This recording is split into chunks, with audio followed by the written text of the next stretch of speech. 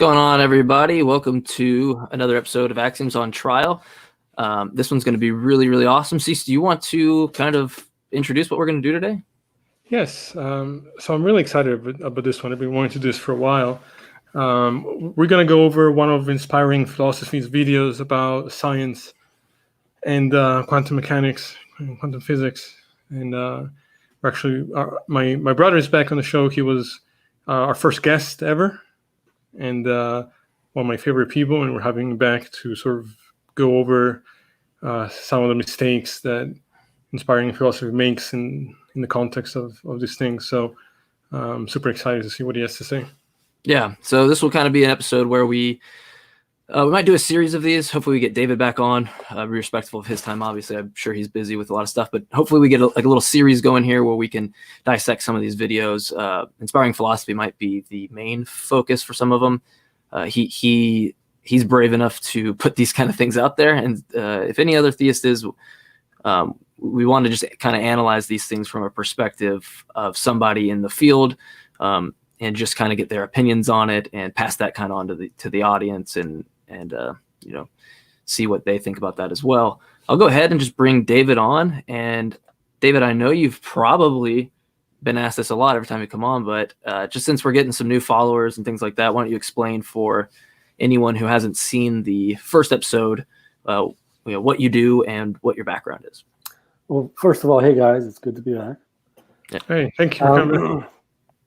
I'm a physics professor, and my research is in black hole astrophysics, and I try to understand the connection between black holes and galaxies. And I'm teaching quantum physics, and this is the nth time that I teach it. And so I looked into these kinds of things here and there, but I'm not an expert. I'm not an historian of science. I'm kind of interested in the history of the strange ideas. And there's been a whole lot of stuff attached to the original plan to put these things together in the 1920s, and a lot of confusion sort of leaked out of the professional community, and there's been a lot of damage, I guess. We're trying to correct that to some extent. We'll see some of that tonight. Yeah, well, hopefully we can kind of get some insight on that. I'll do my best if there's topics that are brought up or something you go by to maybe pop up something on the screen for people and reference, or maybe I'll just kind of ask you at some point to give us a little bit more detail on the nomenclature that someone might not be familiar with. So hopefully to the audience, we do a good job at that. But we're not going to walk everybody through the baby steps on this. If you really want a good grasp at this, go educate yourself. Don't watch a YouTube channel and assume that this is the gospel. Go do your research. Always be skeptical of anything anybody says, even if it's coming from us, even though, we're entirely always right about everything. But seriously, I guess you guys want to just go ahead and get into it, or do you guys want to go over anything before we start? No, I'm ready to get into it. Awesome. Hopefully this is smoother. Every time I go live, when I try to add stuff on to StreamYard, it starts to lag. So I apologize if we have some hiccups here at the beginning. At the beginning of the 20th century. Oh, and I'm sorry, I did a bad job here. So this video, by the way, is Inspiring Philosophy's video on the observer effect. And so we'll kind of go over the observer effect and just get some details on that. David, what is your understanding before we start of the observer effect? What would you say it is? And before we get into the theistic implications that are being drawn from it, how do you view that? It's a non-existent byproduct of the past history. So you're saying it's not even recognized? It's not a thing. Yeah, it's not a thing. Okay, it's a very simple one, and let's see what Inspiring Philosophy has to say. Many physicists believed the completion of physics was near. Only a few minor issues needed to be sorted out, and all of physics would be known. The Newtonian deterministic universe would finally be understood. But this was radically changed when the subatomic world was studied in depth. Max Planck calculated that electrons could only radiate in chunks of energy, or in quanta, instead of gradually losing energy over time. Each quantum or chunk would suddenly radiate from the electrons, seemingly without cause or an impressed force. The discovery of these quantum leaps began the beginning of the strange study of quantum mechanics. How could these How are we doing so far, David? How's he explaining Yeah, it? it's okay. It's okay. So it's pretty generally on point. Nothing that you'd make a fuss about. No. Okay, cool. quantum jumps just suddenly happen instead of a gradual decline over time, like what we would intuitively expect? Later on, quantum jumps were found in more and more places and in more ways. Matter acted far more bizarrely than we expected. When he referenced these quantum jumps, what is he specifically getting at here? He's talking about what are called discrete states in atoms. So initially, Niels Bohr tried to explain atoms as tiny solar systems, right? Like the sun is at the center and the planets are going around. And if the planets lose some of their energy, they move closer in and they go faster, and they can be on any kinds of orbits, close, far, in between, or anything in between that, depending on how much energy they have. And so this was the idea that as you lose energy, you just move closer and closer in, and you rotate faster and faster. But basically, this picture falls apart because these atoms seem to be allowed to be on specific orbits. So you can be this far out and maybe that far out, but nothing in between. So there's kind of like a jump there. Okay. Discoveries and equations formulated to explain the bizarre quantum world began to baffle physicists. The universe did not seem to be fundamentally deterministic at the bottom level, but probabilistic. The mathematics essentially described that particles would exist in a state of a wave function, which is nothing more than a mathematical probability of multiple possible states of where the particle could be. By the way, David, at any point, if you hear something you want to chime in on, just say stop, and I'll stop the video. It's fine if you want. This shows lack of understanding of the wave function in some detail. I'm not sure that we really want to go into the detail, but it is there's some confusion here. There's a connection between the wave function and the probabilities that they're talking about. It's not the wave function itself. The wave function itself is not a physical kind of thing, and I suspect they're going to make the mistake of saying that it's a physical thing. And if you look at the math, you can't even make sense. You can't even plot this thing because it lives in a weird mathematical space.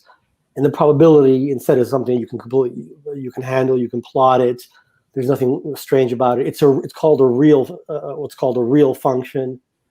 And it's one of the exercises that the students do is to go from the wave function to the probability, and it involves turning something that's in a complex, weird mathematical space into something that's not. But they're sort of missing that. Upon measurement from an observer, the wave function would collapse to one position. But that implied outside observers were necessary to collapse the wave function and bring about the physical existence of the fundamental particles that make up reality. So he's saying that it implied that outside observers were necessary to collapse the wave function. So essentially what he's trying to say there is it's dependent on some observation or conscious mind that causes that wave function to collapse. How do you view that? No. So what's required in the version of quantum physics that's called the Copenhagen interpretation, the first version, you need a measurement. It's the measurement that does this, supposedly. And the issue is, how did we subsequently understand the measurement? Eventually, we understood it to be some physical process, and we understand that fairly well. There's some subtlety there, but it has nothing to do with observers or minds or consciousness. So that's one of the things that leaked out of this and has remained, and nobody wants to get rid of it. So this is just a misconception, right? I got you. Okay. And this will make more sense, probably less sense for people watching live, because the name of this video is going to change once people are watching it after the fact. But this is having to deal with the what he calls the death of materialism.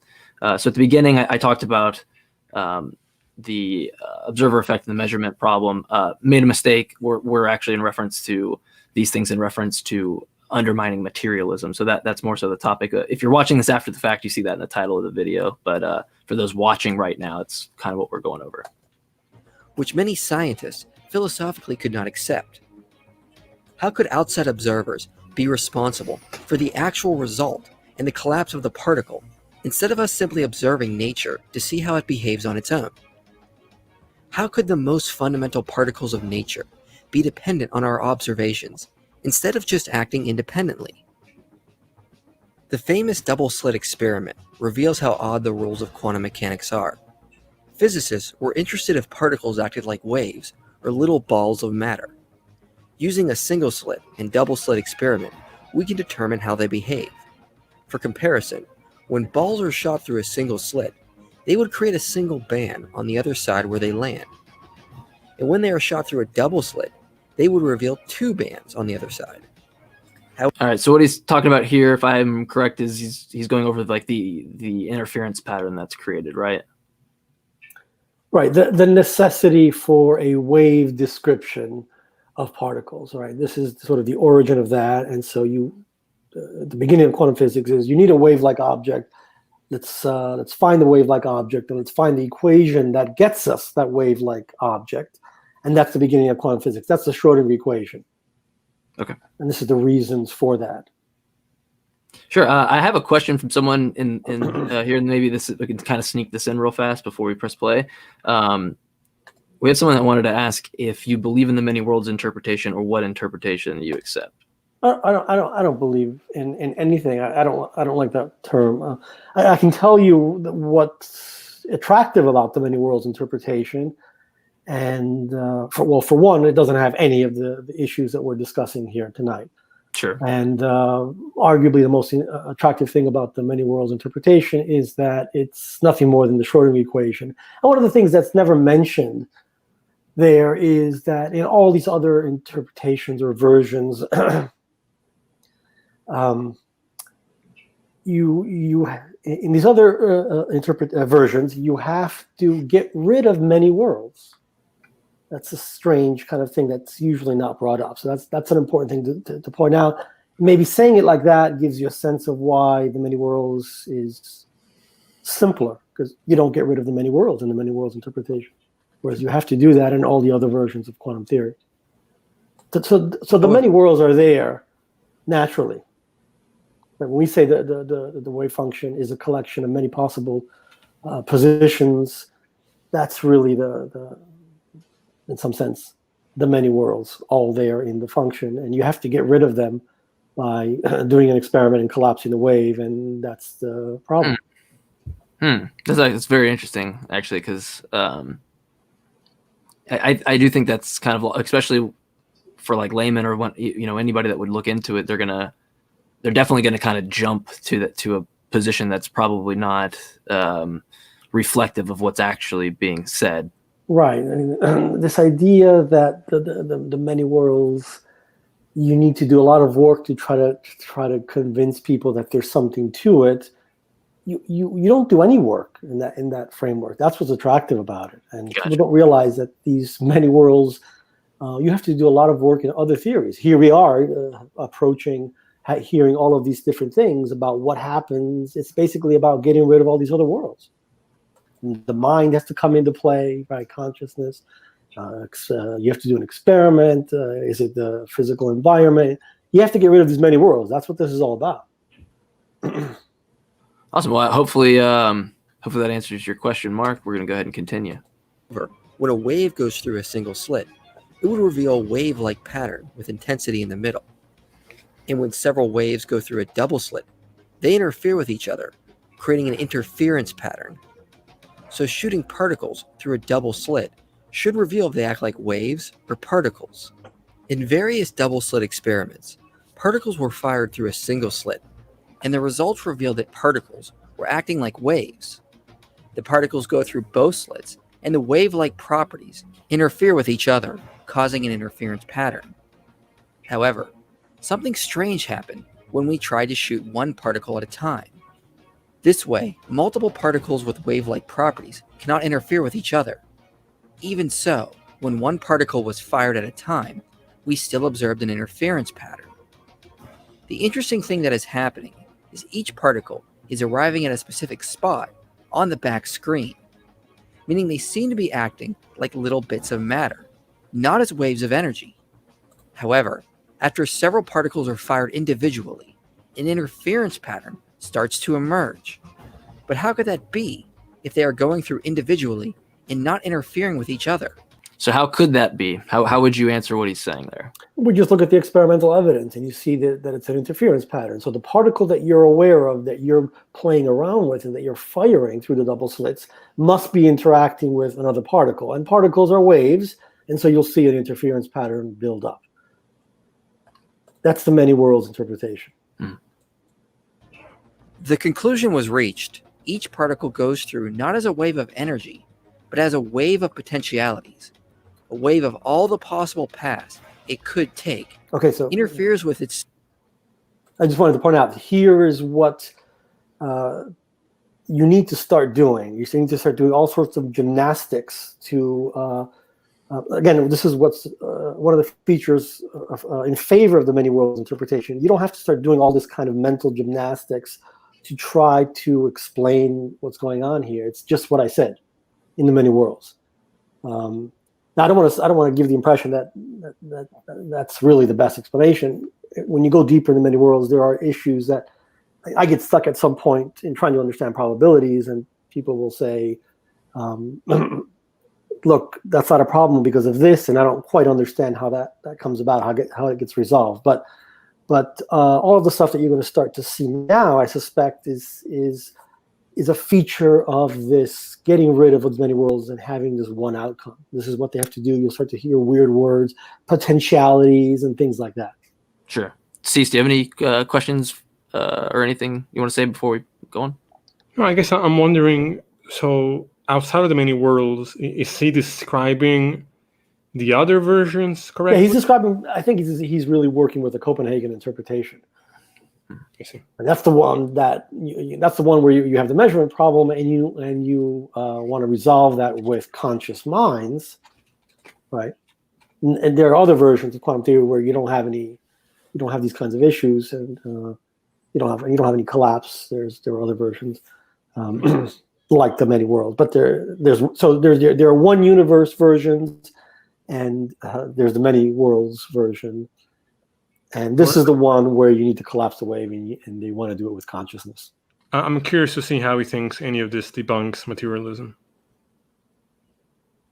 Yeah. So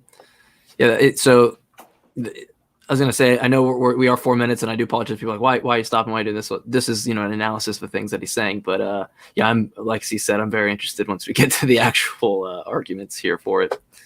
Self, knowing which are the most likely landing spots and which are the least likely, and then collapses to one definite position once it is observed on the back film. In other words, all the possible paths exist simultaneously in a mathematical sense until the particle collapses to one location and it's observed on the back film. So physicists attempted to figure out what was happening at the double slit. They placed a measuring device there, but when they did this, the particles changed how they behaved and acted like tiny balls, revealing a pattern of two bands. The very act of observing at the slit, or having knowledge of the path the particles took, caused them to behave differently. Any comments on that? I know we kind of went over that at the beginning, but I don't think there's anything deep here. He's giving the impression there's something deep here. You've changed the nature of the experiment. You've broken the interference pattern. You're going to get particle-like behavior, but I don't think it's something that. He gives the impression that now particles know about what we're doing. That's not. Yeah, that's always the part that kind of something a little, mind matter kind of communication here, which I don't think. And is that spooky action from a distance? That's always no, not at all. Okay.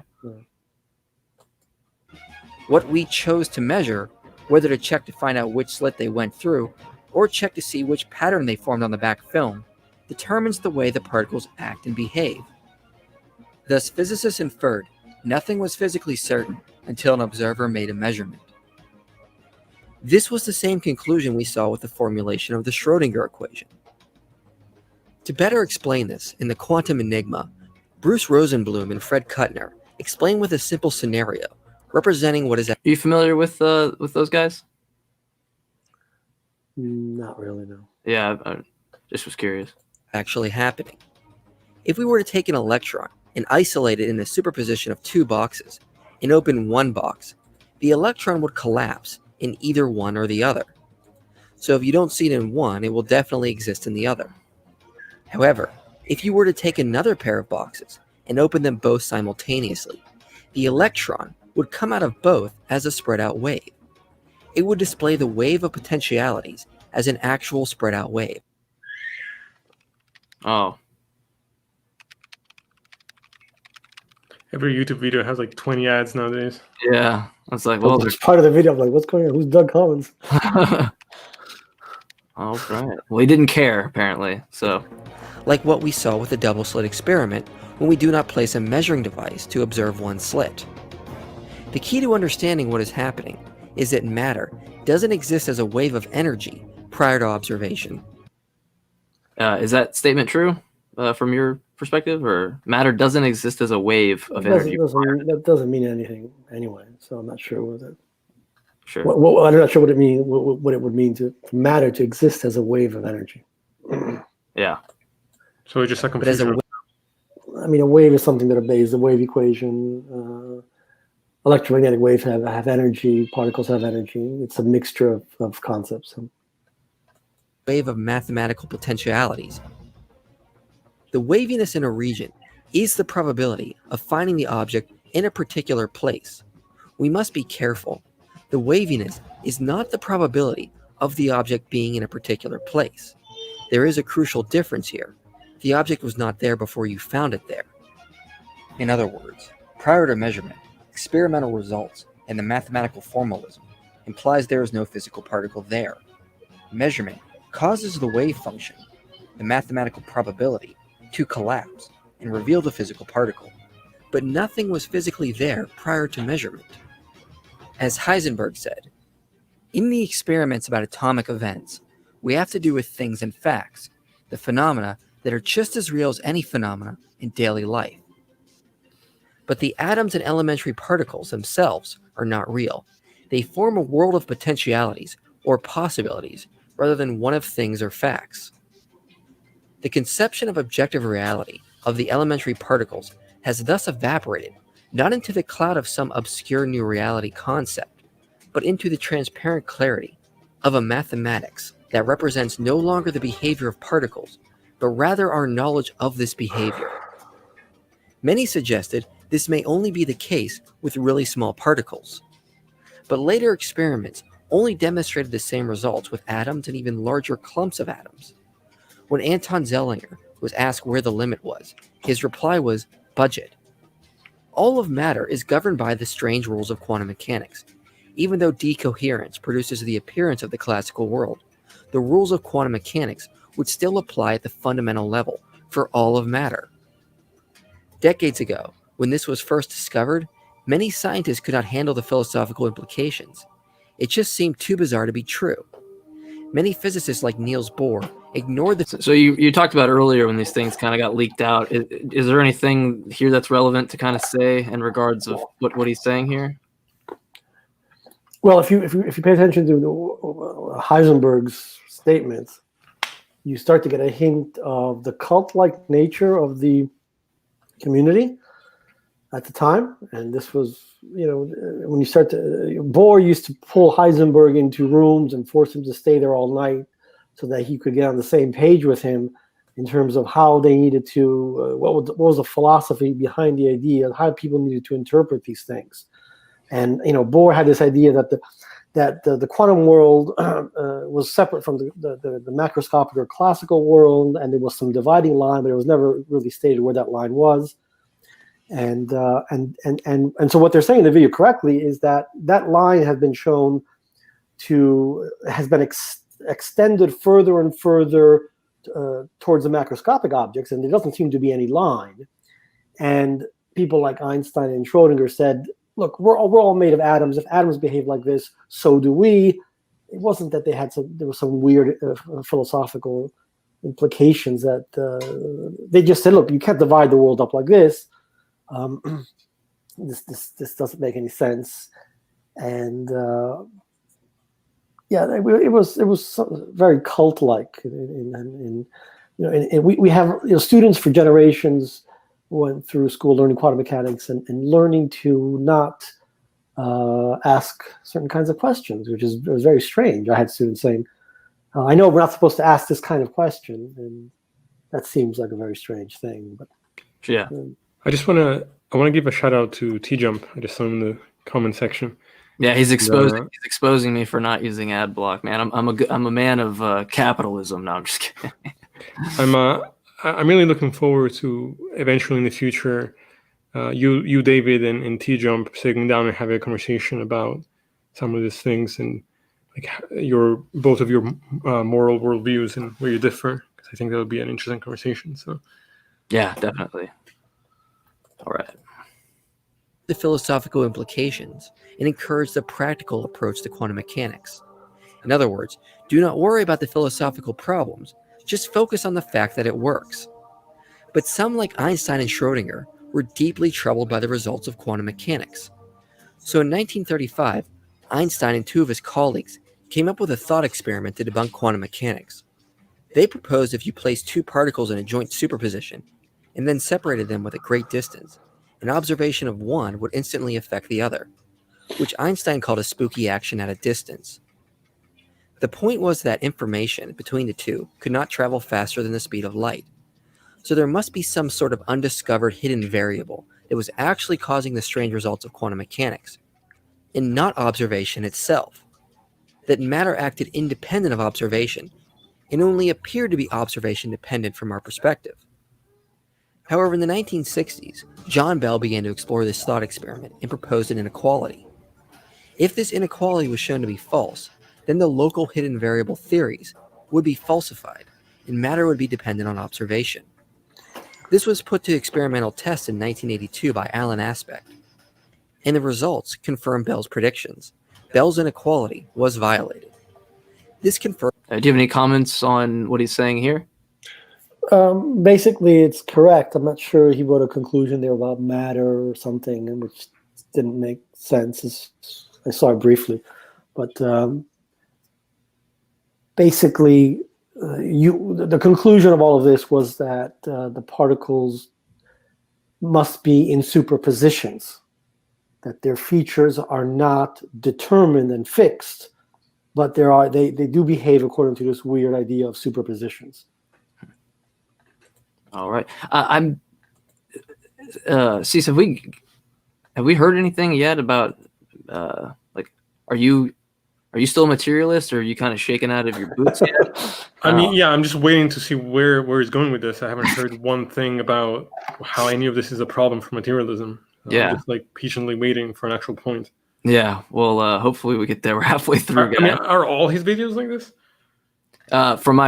From my own research, it seems to be the case. It seems like I think the last inspiring philosophy video we did, we had the same kind of problem where we were kind of like, so where's the problem exactly? Right.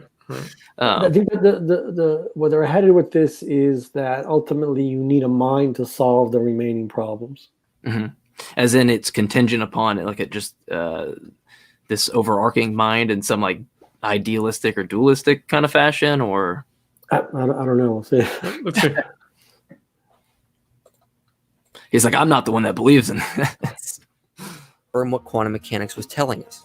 Prior to measurement, objects have no defined properties or location. The act of an observer creates the existence of the physical objects and the properties they entail. Who deserves to trust their intuition more than Einstein? And Einstein's intuition told him, like everybody's intuition tells them, that things are really there when you're not looking at them. Well, he was wrong, right? That intuition is incorrect.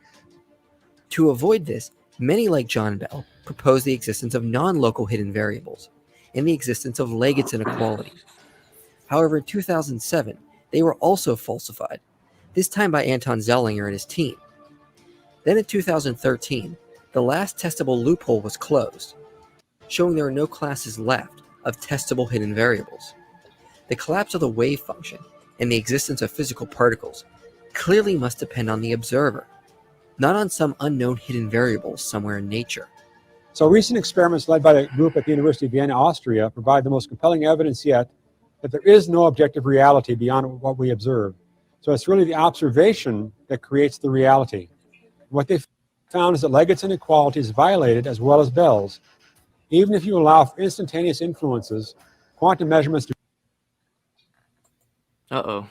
Maybe I should not full screen it.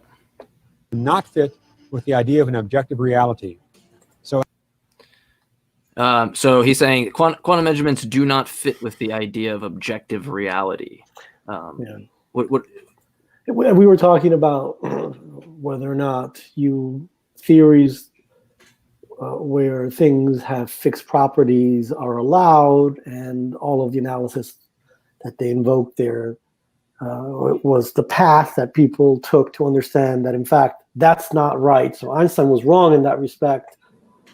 Things needed to be in superpositions, and then suddenly they made a jump to observers are needed to make things real. I don't know how they did that. As they say in the magazine, rather than passively observing it, we in fact create reality. And then on top of this, the Cauchy-Spector theorem was experimentally confirmed in 2011. The philosophical implications also support the notion physical reality is not there without an observer, as Anton Zellinger explains. The Cauchy-Spector theorem talks about properties of one system only. So we know that we cannot assume, to put it precisely, we know that it is wrong to assume that the features of a system which we observe in the measurement exist prior to the measurement.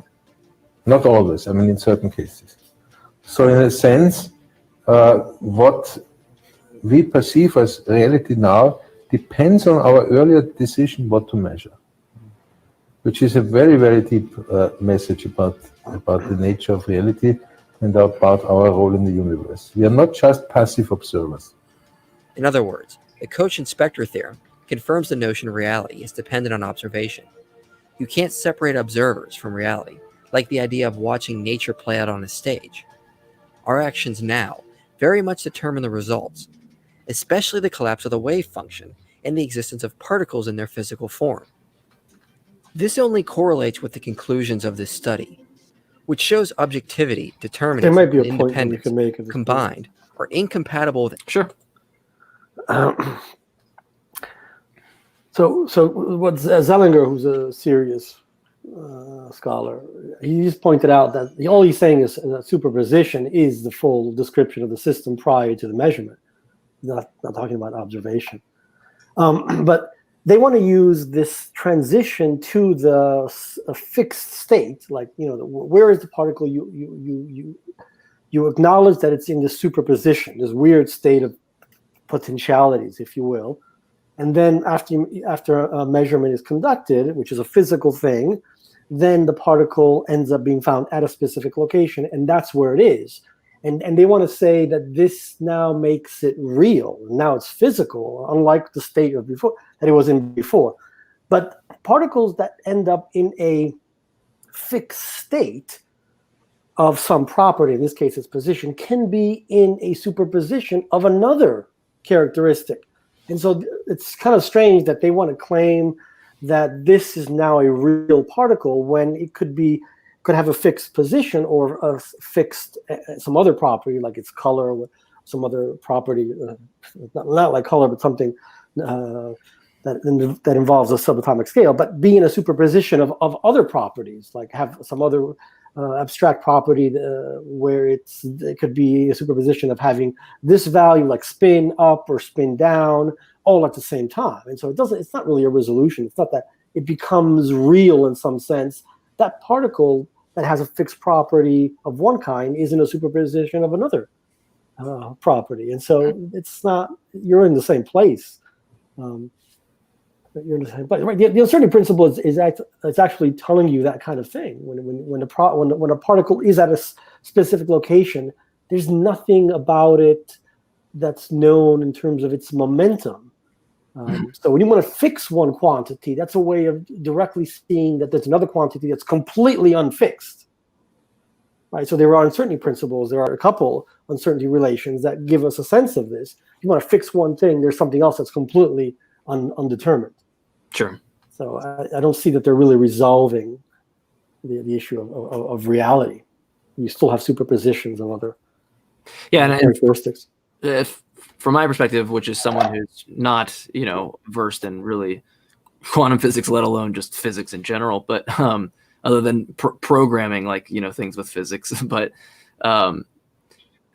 it seems to me that it just kind of suffers this almost post hoc rationalization of like what, coming up with a hypothesis that it suffers kind of the same issues as you can't explain something or any argument, and therefore God serves as this kind of panacea, this like remedy for all the explanations you need. And of course you can, you could just say, well, magic did it, and in any instance, and that will always be sufficient if you're okay with accepting that kind of criterion. I feel like this is a more scientific way of just trying to say, God, and I don't see the basis for that. Do you think that there would be any way that they could actually present a case? Like, how would we even go about confirming that the consciousness is related there, let alone this overarching kind of consciousness that instantiates like everything? Well, you follow their moves, and then they do what you've mentioned in the past, which is play a word game. They suddenly decide that something that doesn't follow in the sequence is occurring, and that's really you're doing something with words there and not with the physical ideas. So yeah, and that's interesting, because that's kind of what we always seem to bump into when you're talking to T-Jump, and when Cease was talking to I can't remember his Colton. It seems like there's this kind of idea behind language as descriptors that just people just aren't really sure. You can kind of make language dance and do what you want it to do, but it's not indicative of the actual reality in which it's trying to reflect. Cease, what would you comment about that? Because I know that's one of the things that frustrates you the most. Yeah, and it just makes me think of, even recently, one thing that I hear often is that DNA is proof of God, because the coding in DNA is so complex that it couldn't possibly have come about outside of natural means. And it's all just assumptions that these people are projecting onto nature. And it's sort of like an incredulity fallacy, where it's like, I can't imagine how this thing came about, and if I see complexity, then I'm going to assume that something must have put that complexity there. Well, when something's extremely complex, the idea there, I think, is that it's hard to see how to break it down into small parts that continue to be useful. Right? That's the notion of irreducible complexity. Right. That's either the entire thing or nothing. Right? There's this kind of idea ended up going to trial, right, where people looked at it, and experts were called in to deal with specific questions, claims about irreducible complexity, and what they brought forth were ways of breaking down that complexity into less complex systems that continue to be useful all the way up to the highest level of complexity. Mm-hmm. And so thereby showing that irreducible complexity in those specific cases did not apply. And that's, so in a sense, that's the way science works. You have an idea, okay, this thing is irreducibly complex, let's see if that's the case or not.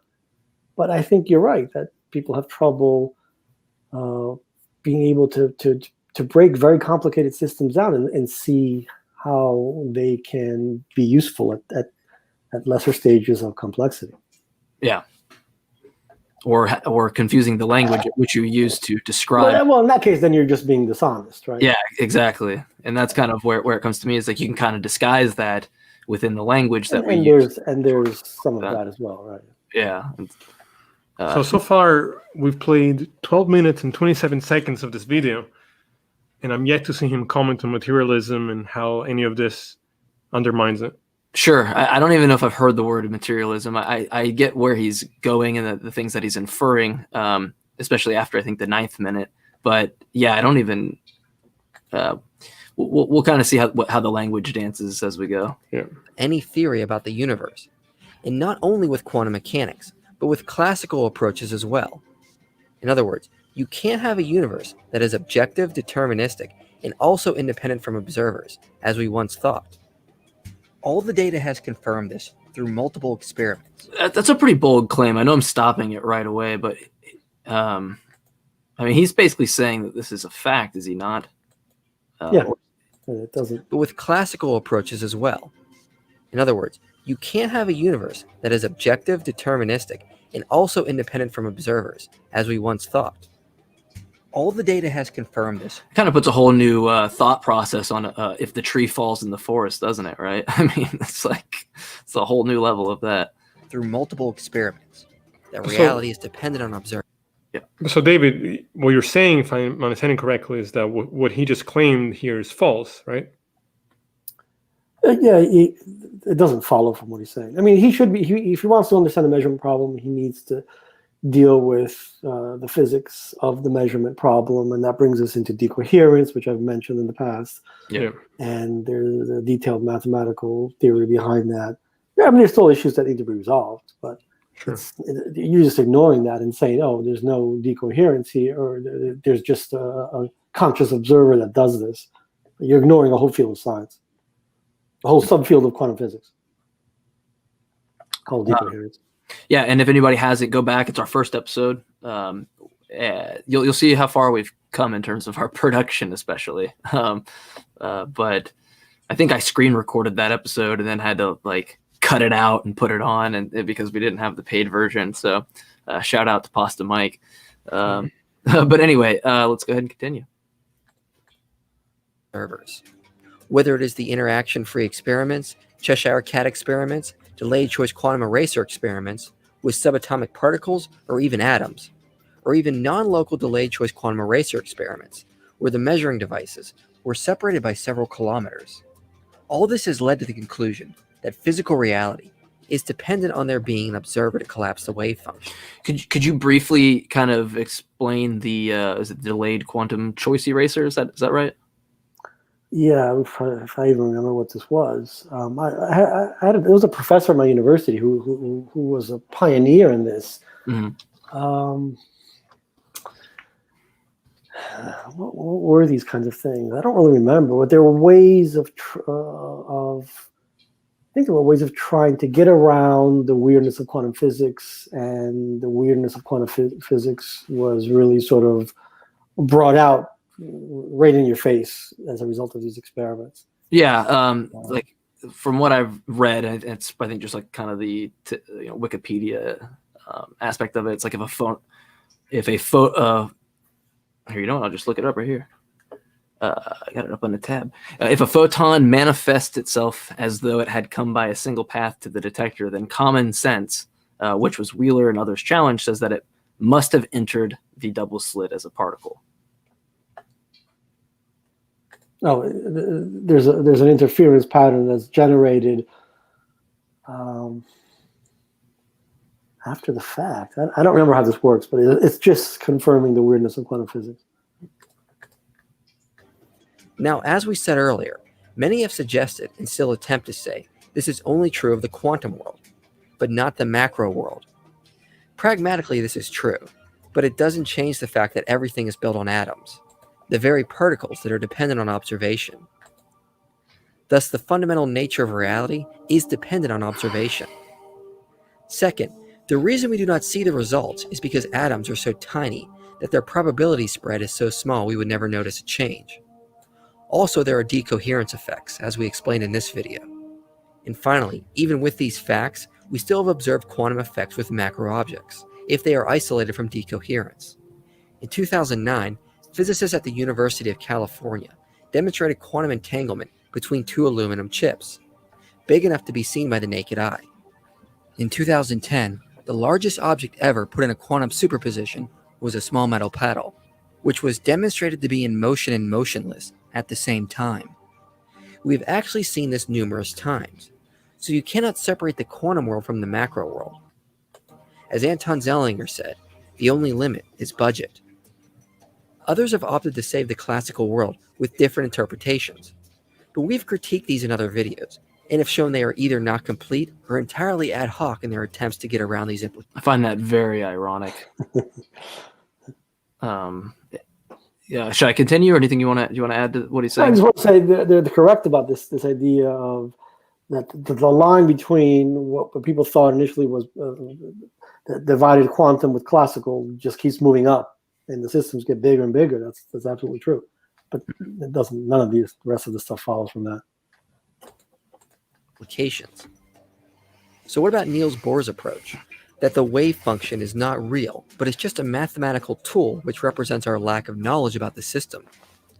This was recently experimentally challenged, though. The results gave strong evidence the wave function is true for reality and actually real, not just an epistemic tool. The true nature of reality is the wave function, and observation causes it to collapse to physical particles. Some also try to suggest that interaction and decoherence can adequately explain the collapse of the wave function. But we address this in our video, The Measurement Problem, and demonstrate this is not true, as interactions create a chain that eventually goes back to an actual observer. This radical implication cannot just be ignored by saying it stopped with the first interaction. The same quantum rules apply to the particles that make up the measuring apparatus. So you need something else to collapse the particles for that apparatus, and so on and so on. The chain keeps going back until you get to something that is not bound by the same rules. And as physicist John von Neumann identified, the only logical place to stop this chain is with the one who is ultimately performing the measurement, the conscious observer. Here we go. These implications show consciousness is not a product of physical interactions in the brain, because if it was, it would also need to be collapsed as well. But the evidence implies the need for something not bound by the same laws of quantum mechanics, which can cause the ultimate collapse for all of matter. Otherwise, there is no logical explanation for what causes collapse in the existence of matter. So if experiments show an observer is needed to cause collapse, and all of matter is bound by these same rules, then the most logical inference is consciousness is ultimately and philosophically the cause of the collapse of the wave function. Yeah, that's where he's starting to go off the rails here for me. Do you understand what he's kind of getting at here? I don't. The whole idea that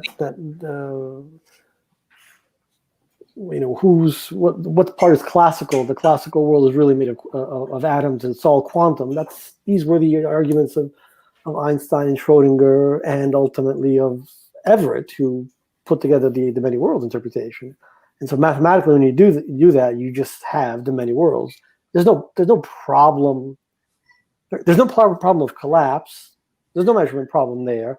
In Einstein's and Schrodinger's idea, in the one universe world, yes, you end up with the Schrodinger cat paradox. Right? That's what they were saying. Everything is made of atoms, so you can do this with macroscopic objects, but you still have the same problem there. And decoherence is the solution to that. It's a physical process. I don't see the necessity for this consciousness thing, which continues to ignore the science on this. So he's just making assumptions. He's just jumping to a Finally, conclusion. it's a statement there. It's some weird playing around where you say, okay, everything is quantum, and you got to stop at some point, and that means it's consciousness. I don't know. You could say allows you to do that. You could say he's making a quantum leap. Yeah. That's right. No, just But I'm gonna be a great dad with my dad jokes. All right. and the physical existence of matter itself. Quantum mechanics, the very fundamental nature of reality, leads us to the idea consciousness is not physical and is more real than matter itself.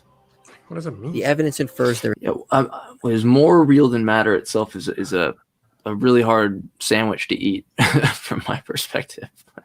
First of all, it's words suddenly come into play where they don't need to come into play. They're not warranted, right? Where is the connection between anything of what he just said and consciousness not being physical? Right. I mean, what? Where does that? How do you get from these issues to you need consciousness for objective reality, and consciousness isn't physical. Right. There's an assumption there that was never stated that consciousness is But- not physical, right? And what about the evidence that, the science that he was discussing for fucking 16 minutes? Where does that support these claims all of a sudden? It just doesn't make any sense. Yeah, things are just slipped in at some point, right?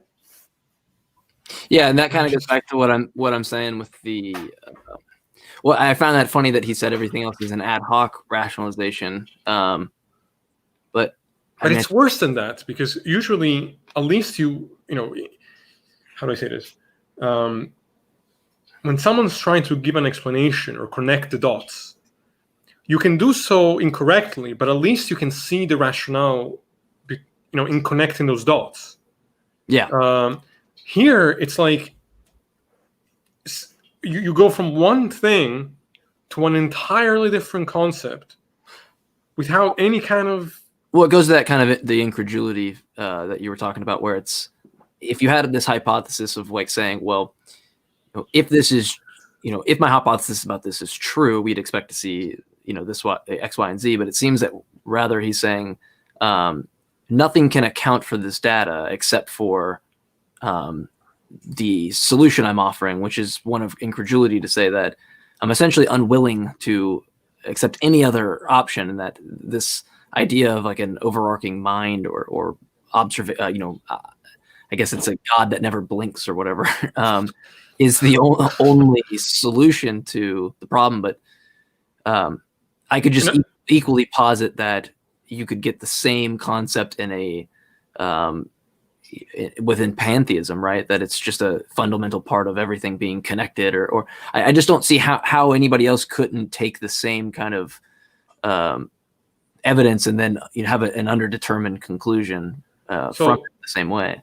So someone just wrote, Mark just wrote a comment saying, seems to know, he's saying that it has to be material because otherwise objective reality or anything can't exist, because he claims reality can't exist outside of consciousness. Well, the problem is that nowhere in the science is that actually what is being suggested. So he's taking certain problems with experimentation or certain issues with the science and making conclusions that are not supported by the actual problems, while also ignoring other potential solutions. Mm-hmm. That's what I'm understanding from this whole thing is that one, again, I don't see. I think how he's looking at consciousness, I think, is incorrect, and right, and I don't know. I don't see why objective reality would be dependent on an observer. Sure.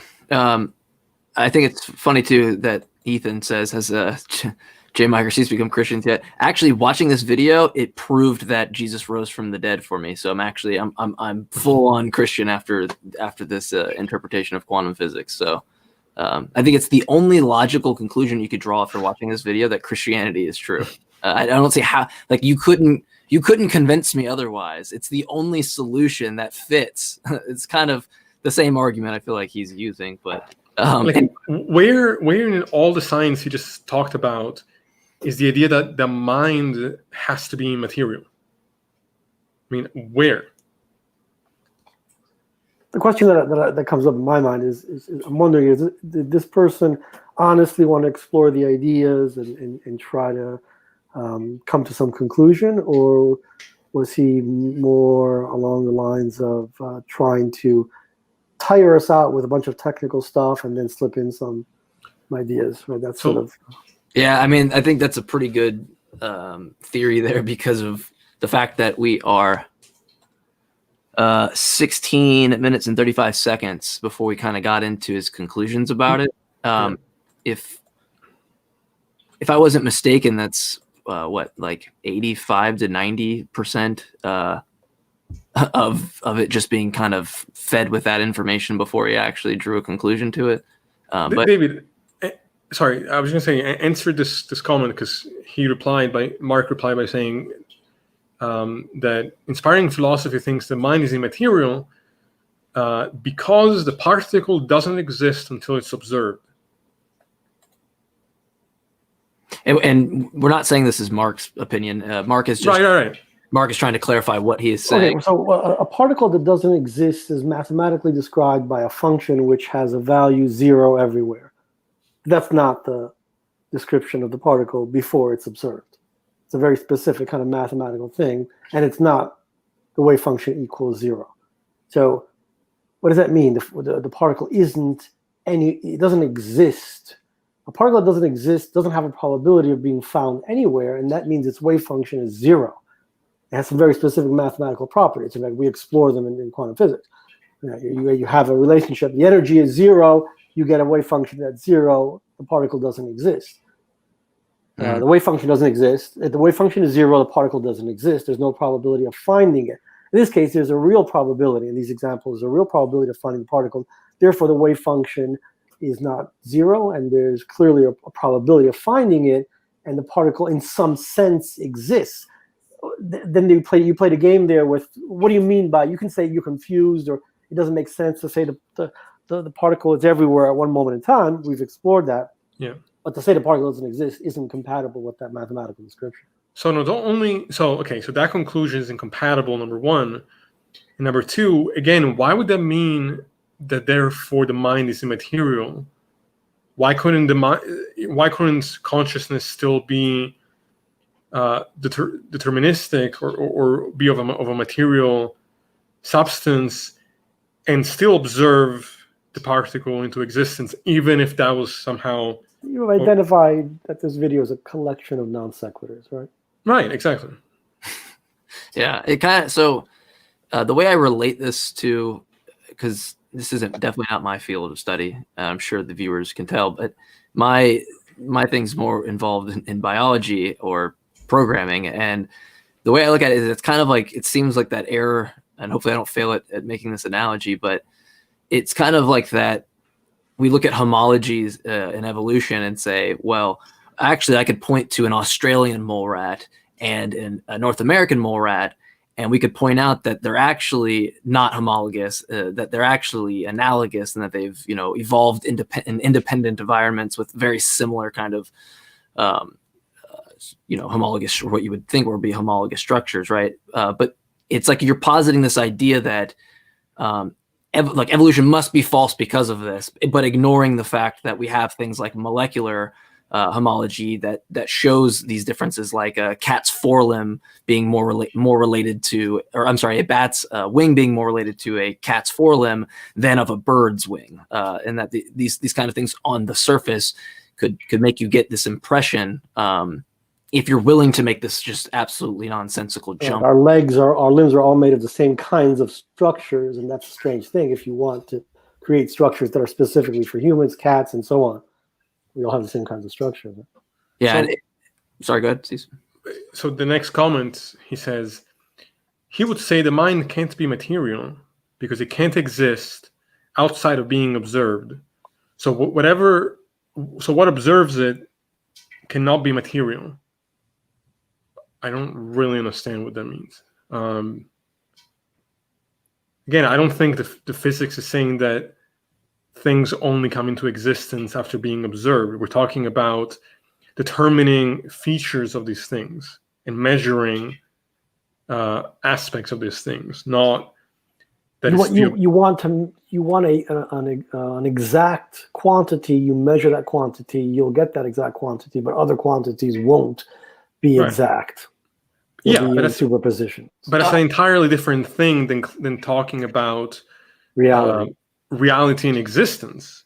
Right. You're just talking about aspects of something you're observing, not that the particle doesn't exist until you experience it. I break it more simply when I try to, because it's like, to me, when you make statements like, and I'm not saying Marx says this, but if this is what inspired philosophy is kind of getting at here, that the mind can't be material in some sense, I find that hard to believe in the sense of that it's reliant on this physical mechanism that if I took a bat to your head, your mind is entirely altered completely. I mean, the way that your consciousness even behaves is altered entirely. So it's really weird for me to suggest that this would be some kind of immaterial thing when it's dependent on the structure. It's like wouldn't we find our heads completely devoid of space, but still having some kind of processes of thought going on would be more. I mean, I try to boil this down to it just doesn't even make any logical sense based on what we can do or view in people that have these deficiencies,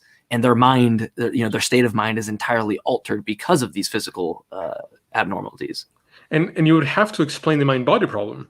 Like, if there are these two substances, how can they possibly interact with one another? And like you said, why is it that when we look at any kind of brain damage, something about what we think is conscious experience gets lost?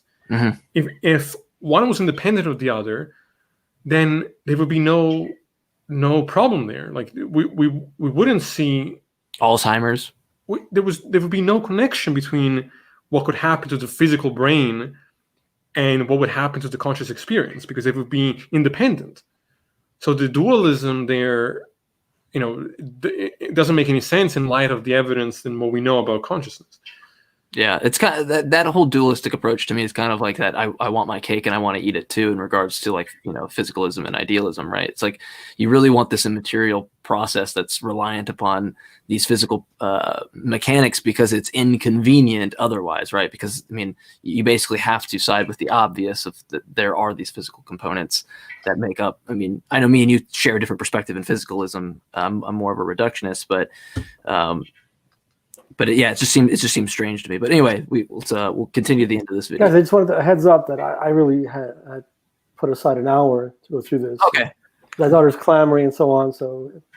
Okay. Did you want to? Should we finish it up? Yeah, I would say if you want to, we could save it for part 2, or we can just finish this last minute and a half. Yeah, that's fine. All right.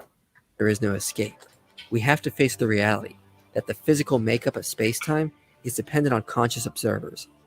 As Eugene Wigner said, the laws of quantum mechanics cannot be formulated without recourse to the concept of consciousness. Henry Stapp says, the solution hinges not on quantum randomness, but rather on the dynamical effects within quantum theory of the intention and attention of the observer.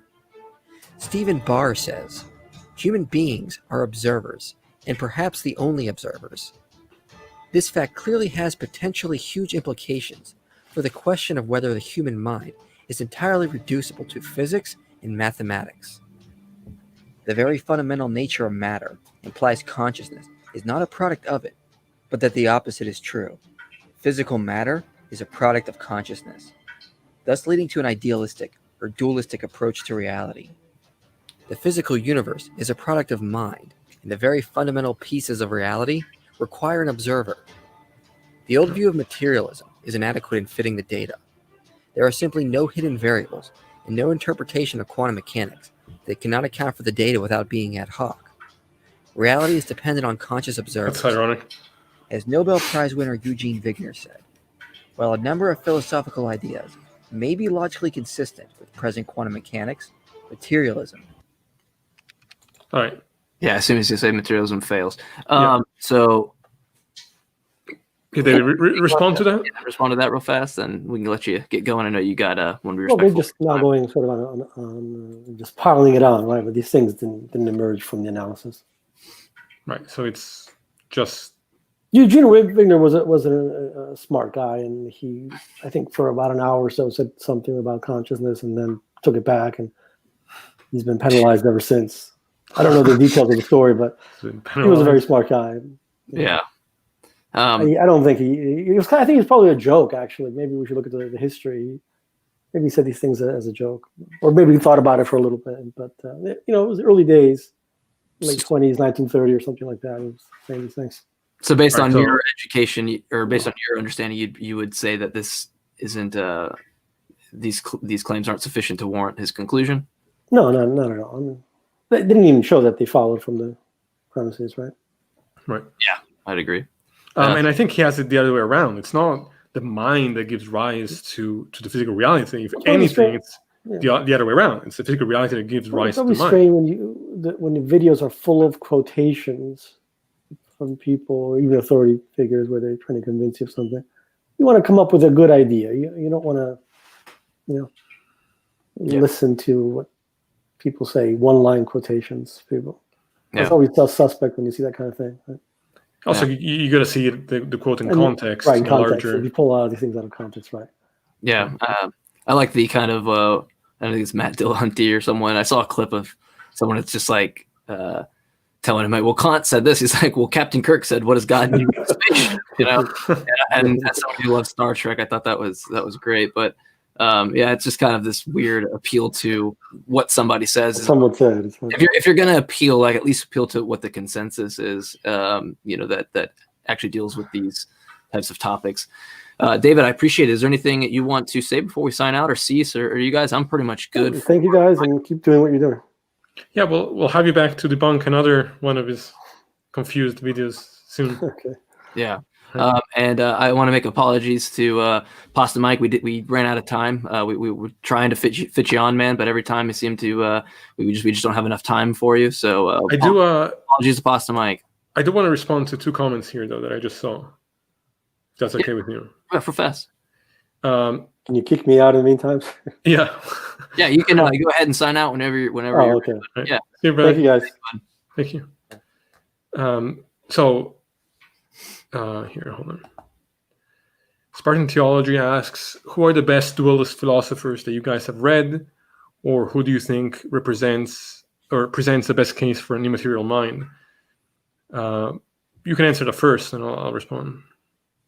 I mean, I guess probably like I take Descartes' cogito. I think is a good form of basing your. I guess he's arguing it for a form of foundationalism, but you think he uses it in reference to dualism, or I think he's using it in reference to mind-body dualism, is he not? Yeah, but he just fails. Yeah, and from that standpoint, I don't agree with that, but I wouldn't say he's the best. I'd actually probably say probably makes the worst case I've seen, but I don't know, because I think dualism and idealism utterly fail. So I wouldn't say. It's like asking me like, who's the best Pee-wee baseball player that It's just like, who cares, So. Yeah, I kind of feel the same way. Like I've read no convincing philosophy that even remotely function as a good argument for dualism. I think it's entirely incoherent.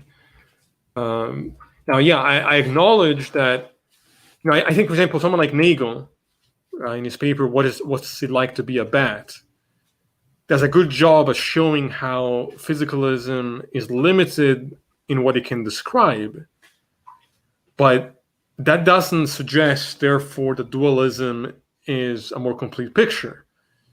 And Nagel's point there has to do more with like he's referencing qualia experience of the bat. Is that? Yeah, so he's saying there's no physical description that I can give of a bat that will tell me what it's actually experiencing, and that points to sort of an irreducibility of experience to the physical description. But that doesn't suggest that therefore there's some other immaterial space of existence. It just means that we have a subjective limitation that we can't get past. I don't think that's a good argument for dualism. It's just an argument for the fact that we're limited in the way we can just talk about things. So that's the one thing I would say. And also, here, I'll show this comment as well. Just to push back, since we can't, on a philosophical sense, even understand how causality at its base works, so there may be a non-physical and physical to interact. I don't really, I mean, I can get behind the fact that causality, to some degree, is problematic, but I don't really see how one can derive from that then the two could work together. I mean, if somehow causality is an illusion, then I think it's actually a larger problem for all of these claims. But I don't know. It just doesn't seem to really make sense to me. Well, we do experience regardless of how things are like on a base level, is that you damage the brain, and what we think of as mind is affected. So any skepticism you want to apply to causality, right or wrong, that's still the reality. Sure.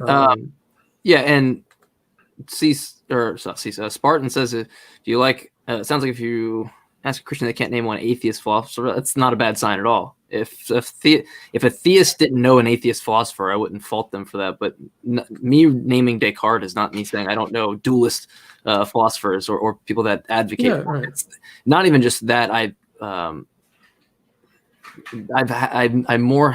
have arguments in debates with people that claim to be dualists all the time. I've never heard a good argument, and generally it's a rehashing of all the arguments that have already been put forth. So it doesn't.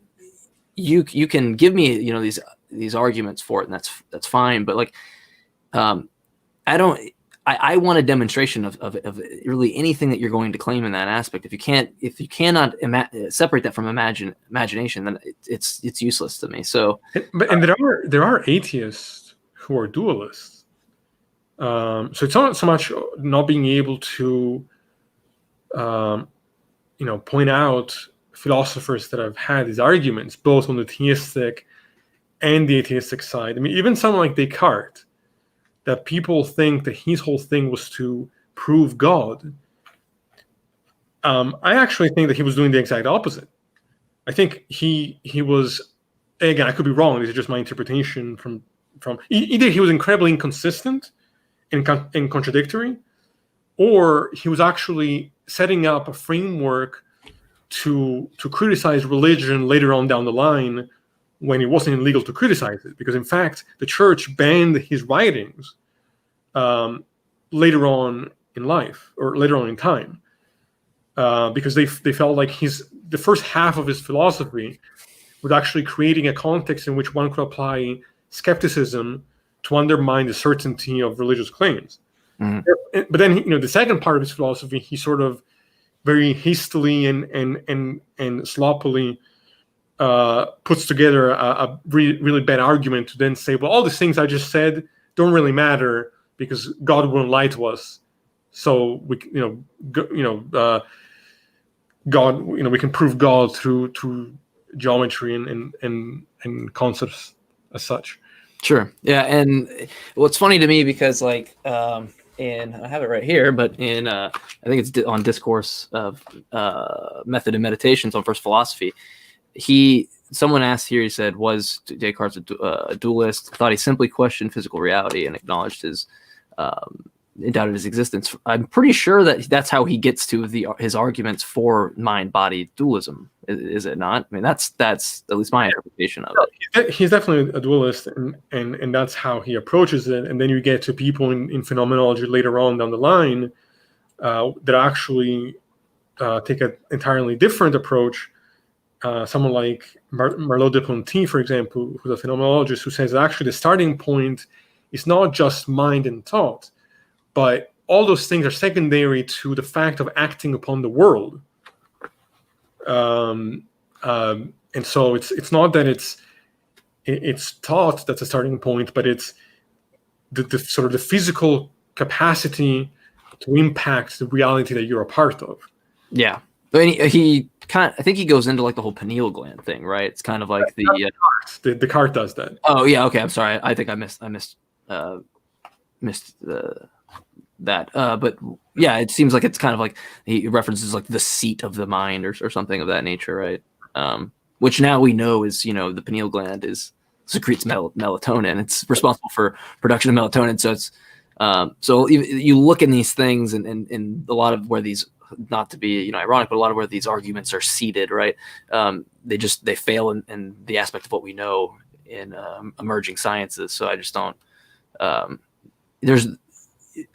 You can kind of argue these things all you want deductively, and that's fine. But if there is no empirical basis for it at any point, but it manifests itself in the empirical universe, to me, there seems to be a problem there with just having to rely on these kind of deductive arguments to get to that And also just saying that the gland is responsible for this has no explanatory power whatsoever. I mean, how is it responsible? It doesn't resolve the mind-body problem. This is why I don't think that his whole proof of God was actually, that he was actually trying to do that. I think he was knowingly being disingenuous and creating a smokescreen for an entirely different project. I mean, that's, I'm maybe in the minority in that interpretation, but either that or he's just completely contradictory, which is also very possible. Yeah, there's a quote that I had. I think it's Daniel Garber suggests that Descartes is a quasi-occasionalist, permitting minds to act on bodies, but invoking God to explain the actions of inanimate bodies on each other and phenomena where bodies act on minds, such as sensation. Just inconsistent. Yeah. So, but all right. Yeah, so I think that's probably, I think that's a good spot. But if you guys have any suggestions, like I prefer to read, other things. I'm trying to get more into the depths of philosophy, but with school and stuff like that, it's as much as I can do it sometimes. But if you guys have suggestions of things you want us to read and potentially go over on the show, let us know. And I would love to take time out of my day to definitely do it for the show. Would be even more, probably more motivating for me. So give us suggestions, things like that. We're actually going to do an episode here soon to talk about, or actually ask you guys what you would want to see more of now that we have a few different shows under our belt, like the show we had tonight, the ones with theists, the ones where me and Cease break down clips. One of our potential co-hosts in the future, Max, has undergone some surgery, so he's been out of commission for a little bit, but he might join us. We might have a third person to occasionally join the show and stuff. So if you guys have any options or opinions on what we should do, please let us know. Yeah. We'll put that video out and hopefully we can get some responses from some people. Before we sign off, you want to say anything or add anything? No, the only thing I'll say is that sometime this week we're gonna go over an email exchange that we have had with a theist. I won't mention who it is yet, or maybe at all. We'll see. But there's a whole exchange that I think I want to dissect because I think it's quite interesting. Yeah. Well, to kind of sign off on this and that note, the option it's still there to come on for Pointless Thorns to come on the show. I don't know his real name. I think Trent. He's allowed to come on and discuss these things. He has decided to want to do them through email, but it instigated the conversations by trying to call out atheists. And when you make the mistake of trying to call out atheists with the "Where You At" song and stuff like that, but then you back down when someone actually challenges you, doesn't make you look great. You have the option to come on here and defend your faith, and we would love that. But I just want to make a point before we sign off that what separates the people that are kind of in that ballpark of wanting to shun it off as you're too full of your pride or you don't want to know truth, when we spend our time trying to ask people these kind of things and analyze what they're saying, it just comes off very disingenuous. Yeah. And so at that point, I don't have any problem kind of breaking down the arguments and things that are put forth, given that he has given us the permission to do so. So that whole type of response that he gave, I felt was very dishonest, because it's one thing to say, look, I'm not comfortable with debating, or I'm not comfortable with conversing in real time, because some people have that kind of anxiety, yeah, sure. I'm not the best public speaker, like even doing this, I'm getting better, but I definitely have some struggles here and there. Like, I can understand that, but then own up to that and use that as the explanation as to why you're not comfortable. And then I'm perfectly happy to keep it in the email or reading, questions on email live and having a back and forth of that sort. But don't challenge atheists like people are scared of you, and then, back out from actually engaging, but by saying that, why would I bother when, especially in your context, you're driven to spread the gospel, right? So to just say I'm not going to bother because you guys are prideful, yeah, is complete bullshit. Like, own up to what the problem is. You know, that sort of thing doesn't. You know, I'm not going to tolerate that. So, yeah. Yep. Yeah, and I would end on a ironic little verse of Matthew 7:5, which is to not be a hypocrite and remove the log from your own eye before you try to remove the speck from your brother's eye. And with that said, we love you guys. We want to see you in the future, with future episodes, and hopefully we can kind of get an opinion on what it is you want. Be on the lookout for some narration videos here within the next few weeks. I'm getting some scripts done, and yeah, with that said, we love you guys. Go to Tart is having a debate tonight, I think, with T-Jump and Philip Amon. I hope I'm saying that right. I don't know the guy's name, but in about 30 minutes, they're about to have a debate. So the people that are remaining here, please go switch over to the Tart page and go watch them and give them some support and some love. We love you guys. Peace out.